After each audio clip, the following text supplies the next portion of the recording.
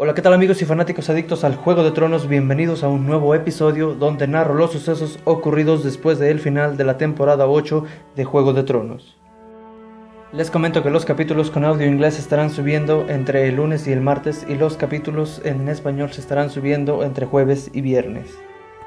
Sin nada más que agregar, yo soy Mike Balam, Hielo del Invierno, Fuego de Dragones, comenzamos.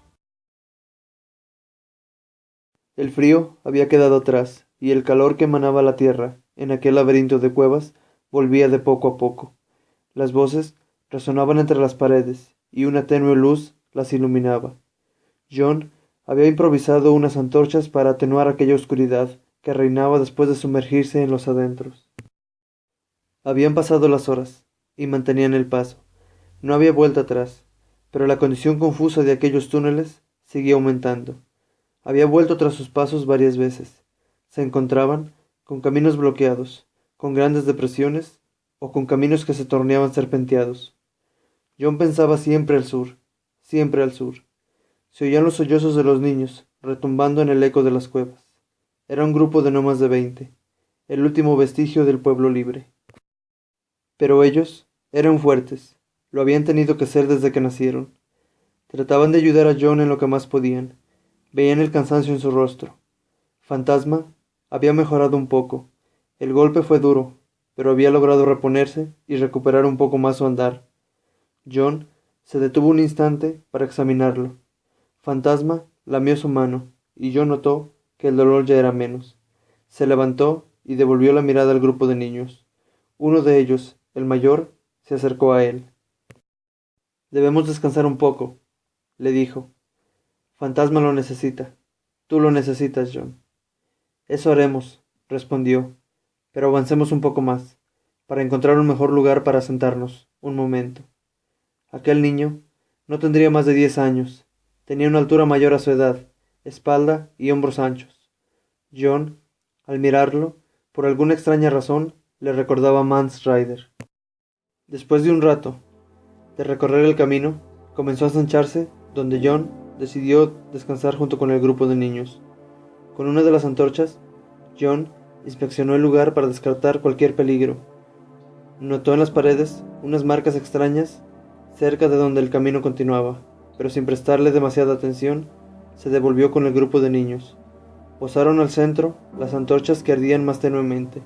Hizo el recuento y se acercó sentándose al lado de Fantasma. El agua goteaba por las paredes, por lo que no sería un problema, pero las provisiones eran escasas. Jon pensaba, mientras le acariciaba el pelo a Fantasma. El seguir el camino era una completa interrogante, y la idea de volver lo acosaba. Sabía que los caminantes se habían ido junto con el frío que había penetrado con ellos, pero si volvían no podrían salir a las intensas nevadas, ni quedarse postrados en la cueva con la posibilidad de que volvieran. Su pensamiento seguía profundo, cuando oyó la voz de aquel muchacho. «Tranquilo, sé que lo lograremos. Sé que encontraremos el camino de Gorne», le dijo a Jon. Jon volteó su mirada hacia él. Vio que se sentaba a su lado.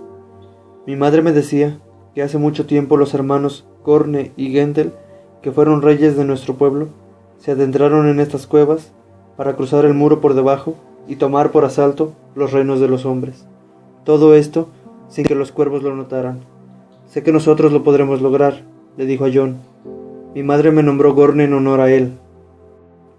Jon lo miró a él y a los demás. «Sí, lo vamos a lograr», le respondió Gorne. «Vamos, duerme un poco. Montaré guardia», le dijo Gorne a Jon. Y éste se permitió confiar en él. Pasaron las horas y el fuego de las antorchas se había apagado, y el sonido de las gotas al caer resonaba en un eco vacío. El sueño de Jon era turbio, como todas las noches. La visión de esos ojos azules no le abandonaba, junto a aquellos sueños de dragón que eran constantes. Jon abrió los ojos y sintió en el rostro una pequeña resolana de luz que entraba de una pequeña abertura en el techo de la cueva. Jon la miró y supo que aún por suerte se encontraban cerca de la superficie. Se levantó y pidió a Gorne que preparara el grupo. Agradecía poder volver a ver un poco de luz, y empezó a preparar otro par de antorchas. Se acercó al camino que seguía. Era un camino que descendía a las profundidades. Gorne le había brindado un poco de confianza. Llamó a Fantasma y empezaron a descender por aquel camino. Sansa se dirigía rumbo a las habitaciones del maestre Walken. Al llegar, dio 3 toques en la puerta. El maestre respondió enseguida y abrió la puerta. «Su Majestad», dijo el maestre, haciéndola pasar. Sansa entró en la habitación. Notaba todo muy ordenado. Pócimas, algunos libros que leía, mensajes que llegaban con los cuervos en la manera en que iban llegando, entre otras cosas. Habían sido escasos las veces que Sansa había mirado en su infancia esas habitaciones que habían pertenecido al maestre Luwin. Recordaba que aquella habitación era un desastre total, sin ningún orden, cosa que nunca le impidió al maestre Luwin hacer bien sus labores, ya que siempre encontraba todo lo que necesitaba Lord Eddard Stark, incluso dentro de aquel desastre. «Maestre Walken, necesito que me muestre el mapa con las casas norteñas», le pidió Sansa. El maestre hizo un gesto de afirmación y se dio la vuelta hasta un estante donde tenía enrollados todos los mapas. Tomó uno de ellos y lo extendió en la mesa que se hallaba a un lado del estante. «¿Qué es lo que necesita ver, Su Majestad?», le preguntó el maestre.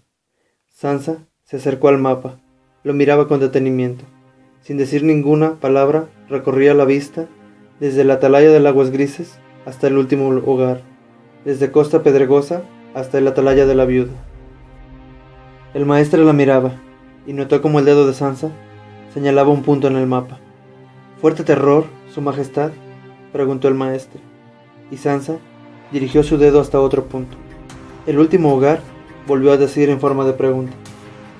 «Son castillos sin señor», dijo Sansa. «El último de los Umber pereció en manos del Rey de la Noche, y de los Boltos, Ramsay era el último, y bueno, es historia», dijo mirando al maestre. «A pesar de eso, son 2 casas muy importantes, y las casas menores que estaban en su mando no pueden estar sin una cabeza al mando. Su Majestad, lo más correcto en esos casos puede que sea ascender a la casa mayor», le aconsejó el maestre Walken. «Así es, maestre, pero eso nos traería varios problemas de lealtad y descontentos en las otras casas», dijo Sansa. «¿Qué sugiere, Su Majestad?», preguntó el maestre. Sansa se acercó a la ventana. Se quedó mirando la nieve caer. «Aún nos queda la opción de los bastardos», le dijo Sansa. El maestre se sorprendió. «¿Los bastardos?», dijo. «Localizarlos, si es que los hay, será muy difícil». «Lo sé, nunca conocí muy bien a Jon Umber. Solo lo vi en un par de ocasiones que vino con mi padre. Y Roose Bolton tuvo un bastardo. Pudo haber tenido más, maestre», le dijo Sansa. «Envió un cuervo a los castellanos encargados de Fuerte Terror y el último hogar para que den búsqueda a los bastardos», terminó por decir Sansa. El maestre asintió a la orden y Sansa salió de las habitaciones. Cuando regresaba por los pasillos, uno de los guardias llegó ante ella. «Su Majestad, ha llegado alguien por la puerta principal. La hemos hecho pasar al salón de la chimenea», dijo el guardia. «La», replicó Sansa, y se dirigió rumbo al gran salón. Al llegar, vio a una persona alta con una armadura y la reconoció al instante. «Ser Brienne de Thard», le dijo en voz alta. Brienne, al oír la voz de Sansa, dio media vuelta, y por un momento no le reconoció. Aquella corona en sus sienes le daba otro aspecto, un aspecto más duro. Brienne no pudo evitar esbozar una sonrisa, y se apresuró a hincar la rodilla. «Su Majestad», exclamó Brienne. Sansa se acercó a ella y le pidió levantarse. Al hacerlo, Brienne trastabilló un poco. El duro frío la había mermado.